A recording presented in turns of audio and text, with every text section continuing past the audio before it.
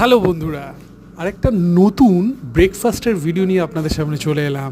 এবং এটি হচ্ছে, হ্যাঁ আপনার ঠিকই ধরেছেন, এটি হচ্ছে দার্জিলিংয়ে যে আমরা গিয়েছিলাম তার যে ব্রেকফাস্টের কী কী ছিল এবং সেটা ইউনিক, যেটা আমাদের বাজেট ফ্রেন্ডলি, যেটা 1600 টাকার মতো পার ডে ছিল, তার সাথে কী কী ব্রেকফাস্ট ছিল সেটা আপনাদের সামনে তুলে ধরলাম।